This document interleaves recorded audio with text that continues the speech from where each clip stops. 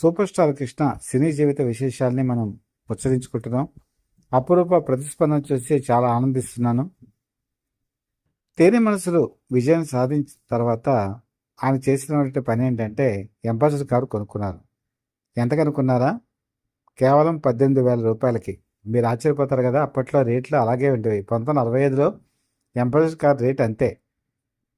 ఆ రోజుల్లో ambassador car, premier Padmini ఈ రెండు కార్లు లగ్జరీ కార్ల కింద భారతదేశంలో లెక్క.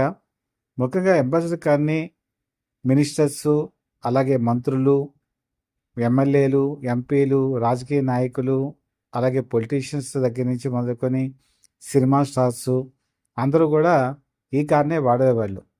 ఆ కారు ఉండటం ఆ రోజుల్లో ఒక స్టేటస్ సింబల్. ఈ కారు కొన్న తర్వాత ఆయన ఆ కార్నే వాడేవారు కాదు. అది తన గ్యారేజ్లో అట్టే పెట్టుకొని తన దగ్గర ఉన్నటువంటి ల్యాంబ్రెటా స్కూటర్ వేసుకొని షూటింగ్లకి అటెండ్ అవుతూ ఉండేవారు. ల్యాంబ్రెటా స్కూటర్ అంటే ఆయనకి చాలా ఇష్టం. ఆయనకే కాదు, ఆ రోజుల్లో మధ్యతరగతి ప్రజలందరికీ కూడా ల్యాంబ్రెటా స్కూటర్ అంటే విపరీతమైన ఆసక్తి, అభిమానం. ఎవరైనా పెళ్లి జరుగుతున్నప్పుడు కట్నం కింద ఏం కావాలని అడిగినప్పుడు ల్యాంబ్రెటా స్కూటర్ని అడిగేవాళ్ళు. దాని డిజైన్ కూడా చాలా అద్భుతంగా ఉంటుంది. అది సైడ్ ఇంజన్ కాదు, మిడిల్ ఇంజన్, సేఫ్టీ కూడా ఎక్కువ. మీరు కనుక చూసుకుంటే తేనె మనసు సినిమాలో ఆయన ల్యాంబ్రెటా స్కూటర్ వాడినట్టు మనకి ఖచ్చితంగా కనిపిస్తుంది. అలాగే 12 కాపురం సినిమాలో కూడా ల్యాంబ్రెటా స్కూటర్ వాడినట్టుగా కూడా మనకి విజువల్స్లో తెలుస్తుంది. ఈ ల్యాంబ్రెటా స్కూటర్ వేసుకొని వెళ్తున్నప్పుడు గూడ్చార్ 116 సినిమా షూటింగ్లో డూంటి చెప్పారు, కృష్ణ నువ్వు కాబోయే కాలంలో రాబోయేటువంటి సూపర్ స్టార్వి, నువ్వు కాల్లో రావటం నీకు శ్రేయస్కరం. ఎందుకంటే కాన్సన్ట్రేషను నీకు డ్రైవింగ్ మీద ఉండాలి అంటే కారే సేఫ్ అని చెప్పి అన్నప్పుడు తనే సెల్ఫ్ డ్రైవింగ్ చేసుకుంటూ అంబాసిడర్ కార్తో ఆయన షూటింగ్ వచ్చేవాళ్ళు. తర్వాత విజయనిర్మలతో మ్యారేజ్ జరిగిన తర్వాత 1969లో ప్రీమియర్ పద్మిని కారు వాళ్ళిద్దరూ వాడేవాళ్ళు. ఆ విధంగా ఆ రోజుల్లో ప్రీమియర్ పద్మిని కూడా వాళ్ళ జాబితాలోకి చేరింది. అప్పటి నుంచి కూడా ఆయనకి కార్లు అంటే చాలా ఇంట్రెస్ట్. విదేశీ కార్లన్నా అలాగే ఏ మోడల్ వచ్చినా కూడా ఆయన తీసుకునేటువంటి వాళ్ళు. అప్పట్లోనే స్టాండర్డ్ అని చెప్పి ఒక కారు ఉండేది. ఆ స్టాండర్డ్ కారు కూడా ఆయన వాడేవారు. క్యాడిలాక్ కారు వాడేవారు. ఇలాగ చాలా కార్లు అండి. ఆ కార్లు ఆయన ఒక కొత్త మోడల్ వచ్చిందంటే ఆ కారు ఖచ్చితంగా ఆయన దగ్గర ఉండాల్సిందే. అలాగే ఆయనకున్నటువంటి మరొక ప్రత్యేకత ఏంటంటే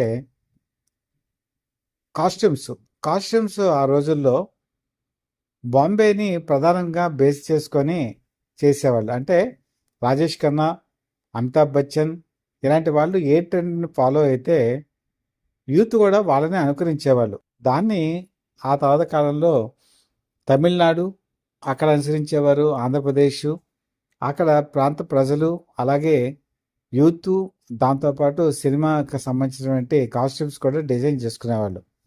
హెయిర్ స్టైల్ కూడా అలాగే ఉండేది.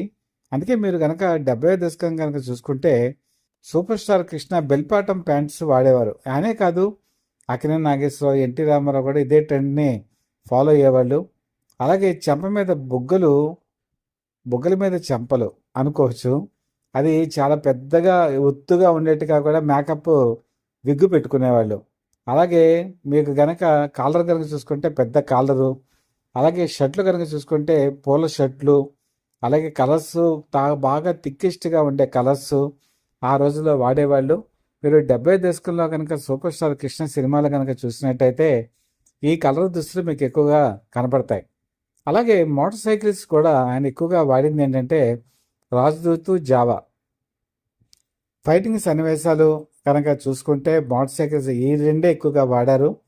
అలాగే చాలా బ్రాండ్స్ని ఒక విధంగా ఇండైరెక్ట్గా ప్రమోట్ చేశారు అని కూడా మనకు అనిపిస్తుంది. ఎందుకంటే ఏ కొత్త మోటార్ సైకిల్ వచ్చినా కూడా ఆయన దగ్గరికి వెళ్ళి, సార్ మీరు మా మోటార్ సైకిల్ మీరు వాడండి అంటే యమహా మోటార్ సైకిల్ని కూడా ఆయన వాడినటువంటి సందర్భాలు ఉన్నాయి. బుల్లెట్ కూడా వాడినటువంటి సందర్భాలు ఉన్నాయి.